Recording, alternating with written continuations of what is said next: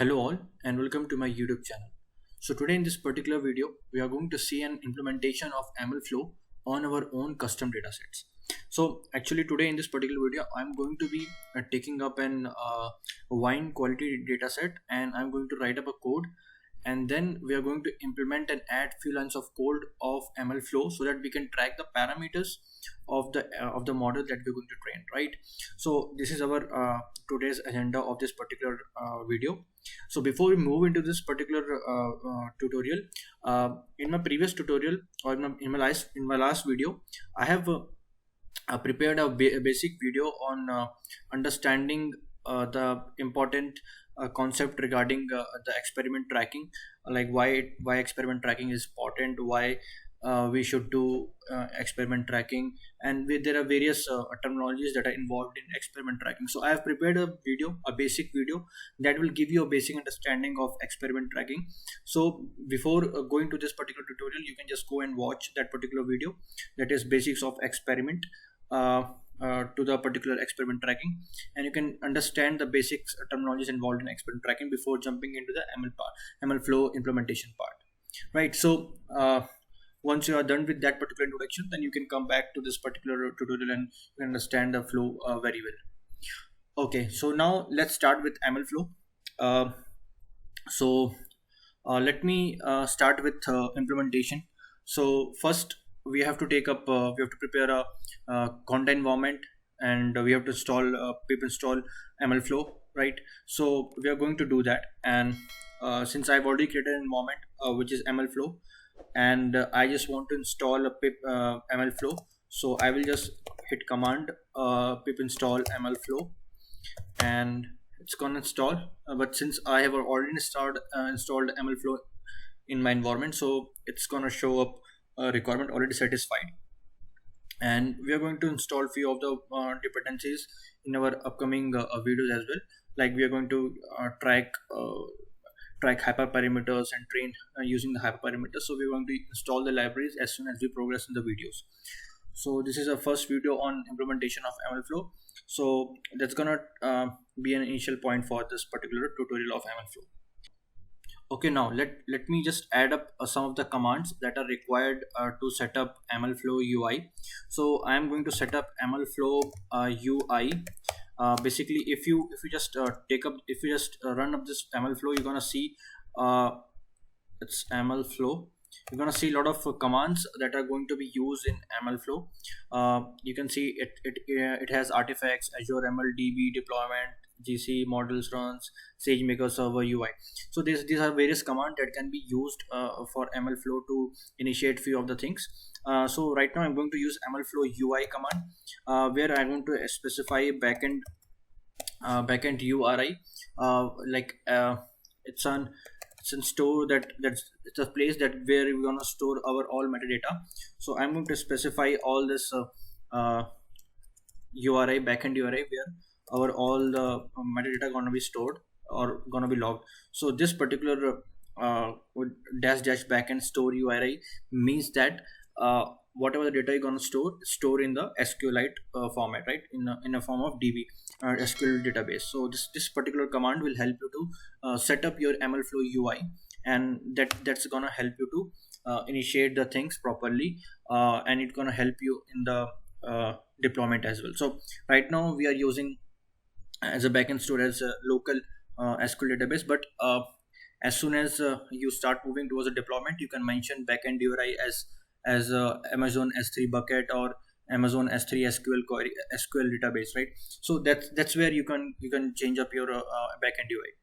So that's the purpose of this particular changing the backend URI, right? So let's just open this path so that you can get to know what is this MLFlow UI.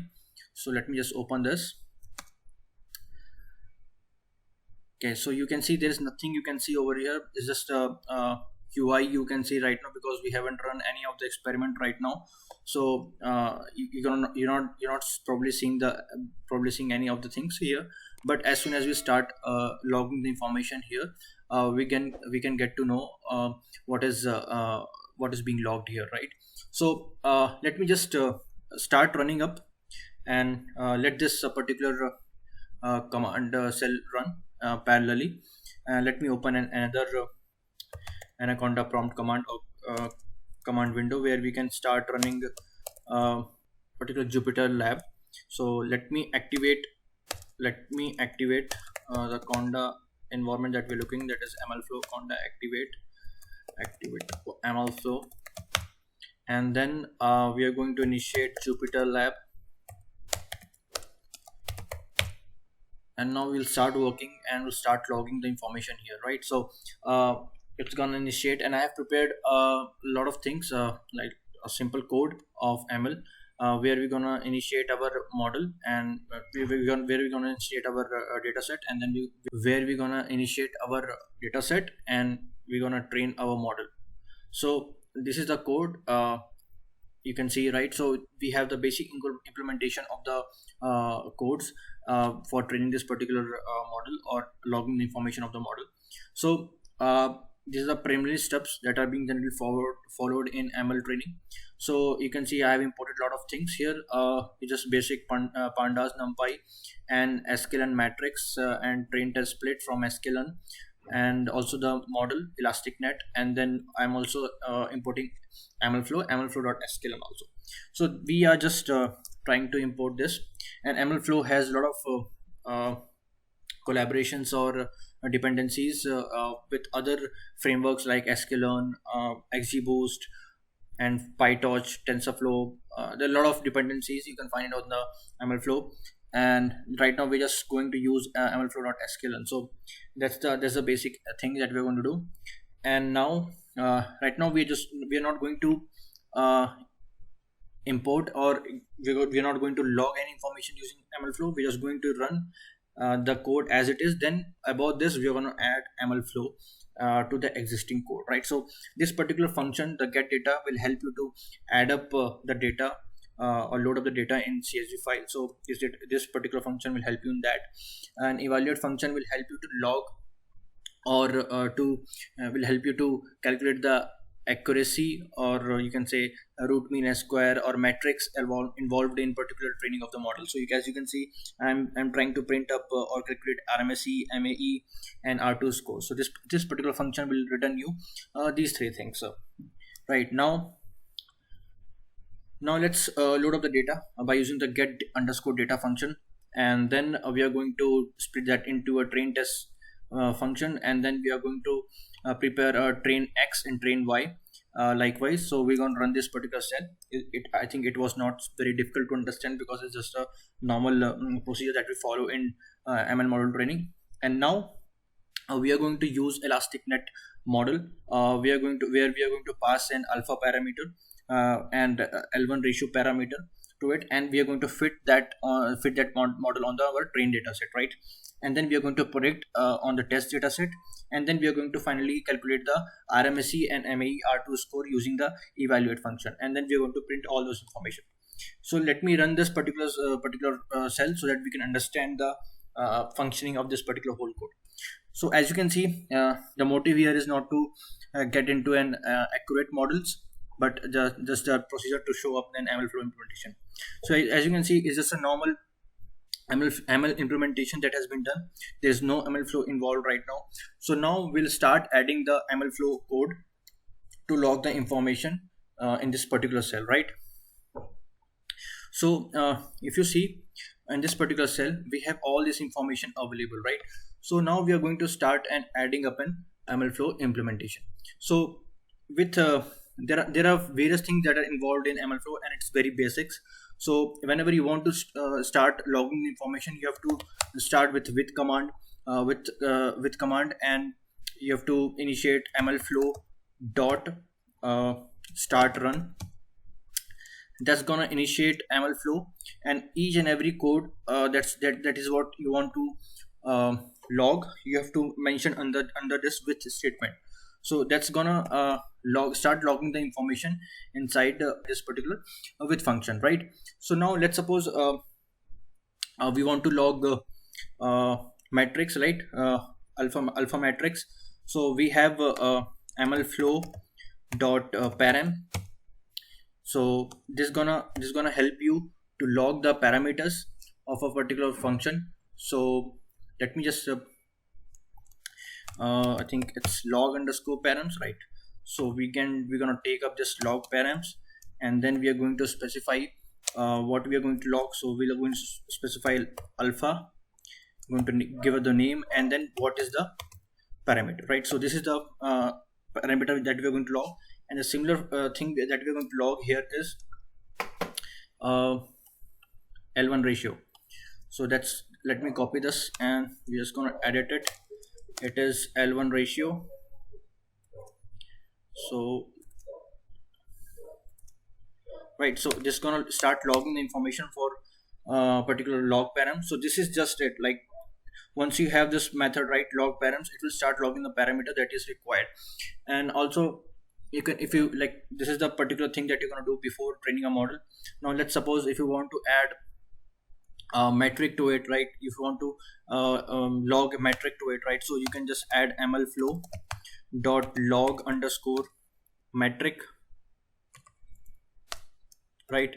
And then you're gonna specify what kind of metric you want to evaluate, right, or log, right? So you want to mention your RMSE, and then MLFlow dot log underscore metric again, because you have to specify, you're logging 3 metrics, right? So you have to specify 3 metrics.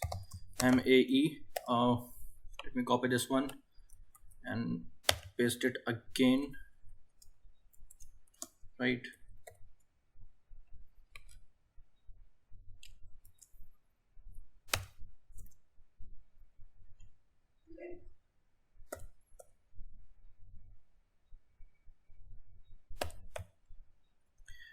Okay, so now we are able to log this metric and the parameters, right? So this is the thing that you want to log right now. As of the start, we are just trying to log of the information that we have, and we are trying to log the metrics.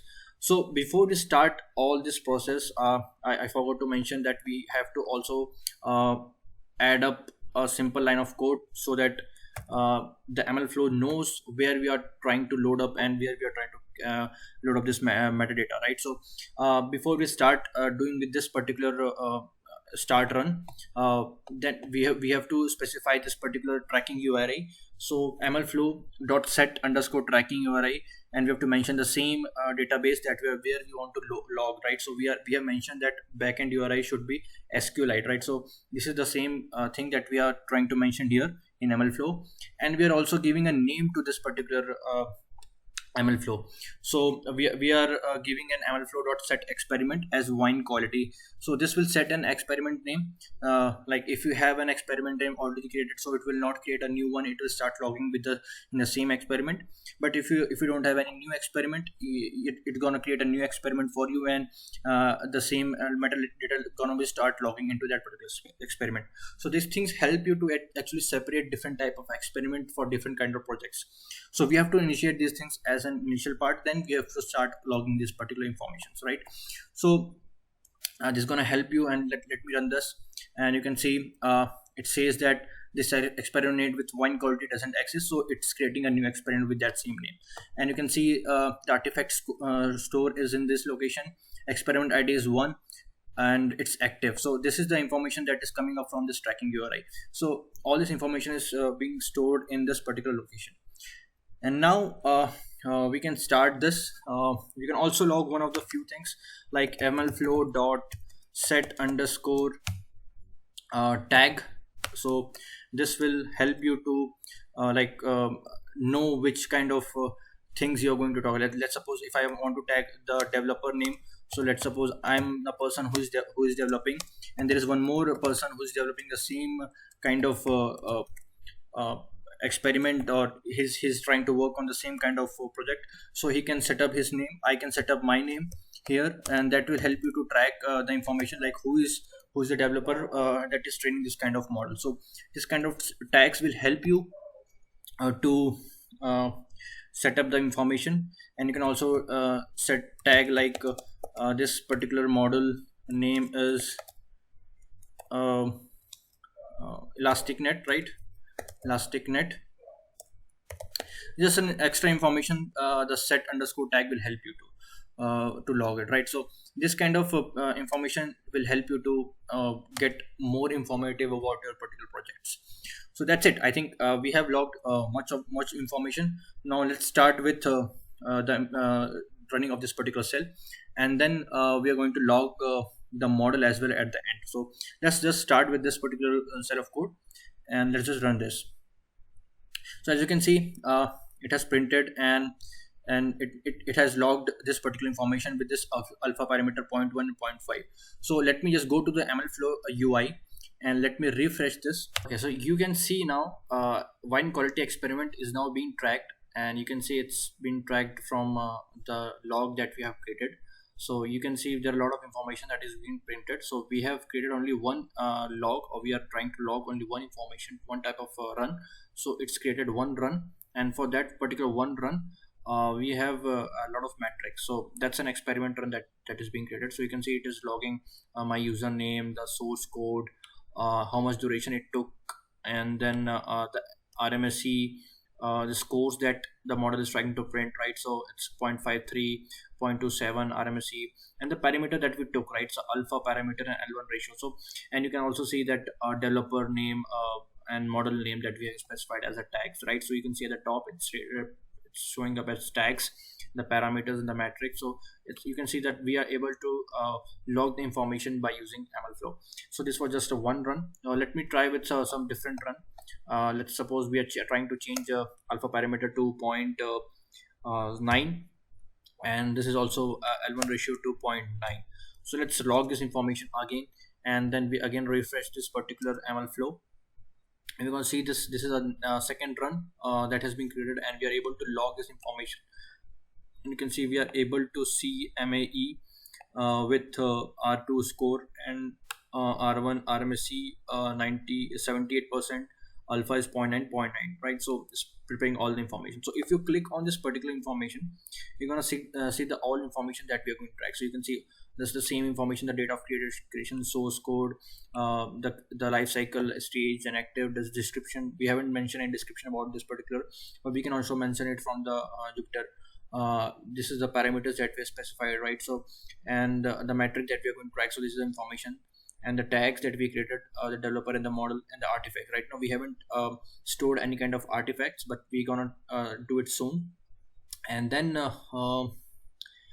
you can also click on this particular RMSE and MAE. So it's just a one information that is getting printed out. It's not very informative, but as soon as we start logging more information, we can get more plots and more points, and then we can compare the best model that is available. So if you want to do that, you can just select this, and then you can select all that, and you can see the compare button. Click on this compare, then you can see the informations that is going printed. So it's just a two information. You can see the alpha parameter 0.9 and L1 ratio 0.9, and here it's 0.1 and 0.5. That these are two experiments that we ran right now, and try to compare the particular parallel coordinates graph. So this is a parallel coordinate. So if we have a lot of informations, like a lot of experiment run, you're gonna see some zigzag graph here.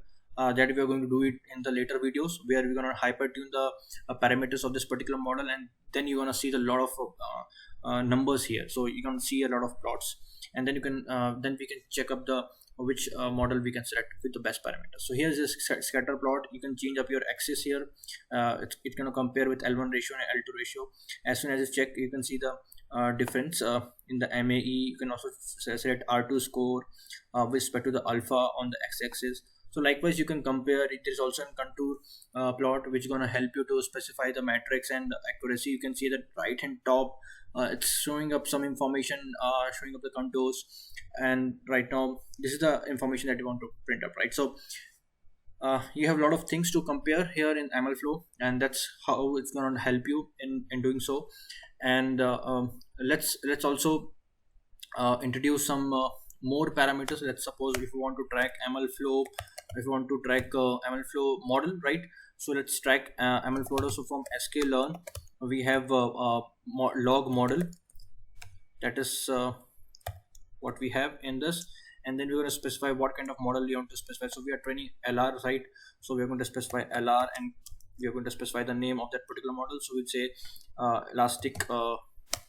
elastic net LR, right? So that's it. That's the particular name of the model, and we are again going to change the alpha parameter. So it won't be like zero point 0.9 now. Let's put it up like 0.6, and animal ratio let be 0.9. So let's run this and let's see what's gonna do for the same, and it's gonna log the model as well. So it's gonna save.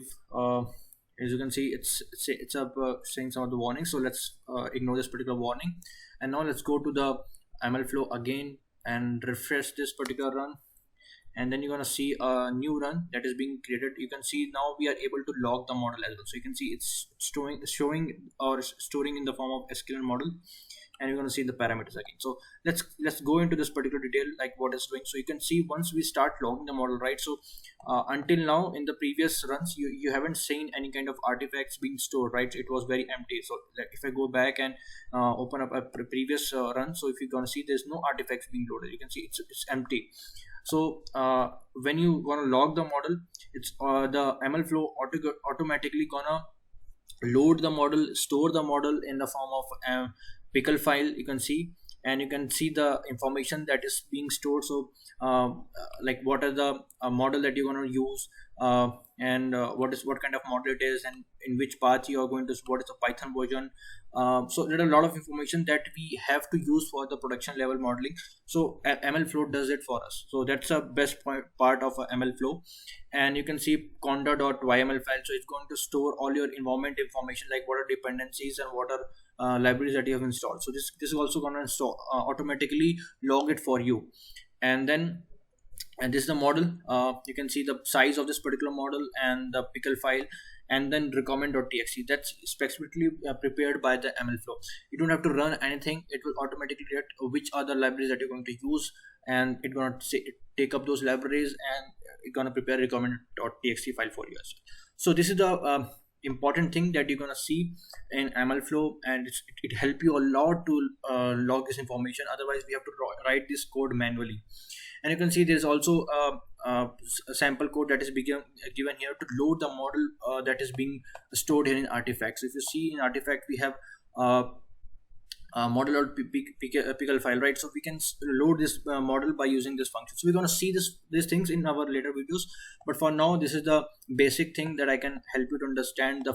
So our objective is to understand the MLflow for now, like to get usable visible things and understand the MLflow proper way, and to understand the flow of a particular MLflow. So that's the part of this particular video. And let me also try to auto log this information. So we have one more example here. Like we are right now specifying this particular parameters manually, but in MLflow we have one more implementation called auto log. So what this auto log will help you is to auto log the information in the particular run.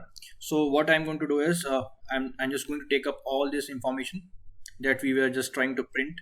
So let me just copy this again here, and we're going to log this information automatically. So we are not going to specify this information that we have specified, like log parameters and metrics. So we'll just do it. We just pass a particular command that will auto log this information for us automatically. That's the beauty of this particular MLflow. So let me just copy this code and just initiate the auto log from the MLflow. So it's just a simple command that you have to see. It's called MLflow dot sklearn dot autolog. Yes, so we're going to initiate this, and then we are going to initiate the with statement, because in MLflow we have to do everything inside the with statement. And we're going to start the run, right? So let's just do this. It should be inside this particular with function, and that's it. I think it should start logging information automatically. So it will take few seconds to log, but once it runs, we're going to specify this particular we're going to see this particular thing on the MLflow UI. Okay, so you can see now, because since we haven't changed any alpha values, it was same alpha value that we have mentioned here. We could have changed this particular alpha value, and we could have run again this command, but let's not worry about that particular alpha and L1 ratio for now. We are just going to focus on auto log information. So you can see I have not mentioned any of the information here, like what to log and what to not log, like the parametric parameter and hyperparameters. So I'm not logging any of the information. I just mentioned this auto log information. And let's go to the MLflow UI and let's see what it has logged, right? So you can see I have new run here 42 seconds ago. So you can see we are able to see a lot of logs information here. So it's printing up empty because we haven't specified anything inside that particular parameter to log. But let's open this particular start run, right? So you can see in parameters it has tracked, like you can see how many parameters. I don't know, it's 12 parameters it has tracked for that particular models. We are just specified to track only two parameters, that is alpha and L1 ratio. But here you can see it is trying to track all the informations automatically for that particular model. And if you see the matrix, it is trying to store the matrix information that we haven't specified also. You can see MAE, RMSE, training auto score, RMSE score. So it is printing, it is logging all the informations by default. So we don't have to mention it automatically, it will log it. And you can see the tags that it is able to create. It's automatically creating an estimator class and estimator name that we were specifying it by manually, right? So we are giving the own name, but now it is automatically tracking it. And also you can see it is automatically creating the artifacts for that particular model. You remember, like we were trying to log this particular information by using sklearn dot log underscore model parameters. So it was able to store the artifact information. But here with auto log information in MLflow, it is able to log all the information with just one line of code, that is MLflow.sklearn.autolog. That's the pretty much that's a pretty good information that is able to give to you in the form of tracking the particular model. So this particular sklearn autolog works for certain frameworks. So like MLflow has certain frameworks where this autolog function is being used, like for sklearn, for PyTorch, TensorFlow, XGBoost. So right now this functionality is limited to some specific parameters of some specific frameworks, but we can also do it manually, as I shown you, for which framework that it is not supported. So I think this is a lot to take right now, but it's a very easy way to just add some informative codes from MLflow on your existing code. That will help you to log the information and help you to track the information on the MLflow UI. So that's the beauty of MLflow, and I think you can start using right now. But in my later videos or in my upcoming videos, I'm going to take up this particular challenge to a different level. I'm going to use an hyperparameter tuning. I'm going to log the models properly, and we're going to see the model registry and all, which is the important thing that we have to be doing in MLflow. So that's it for this particular video. I hope you enjoyed this. Thank you.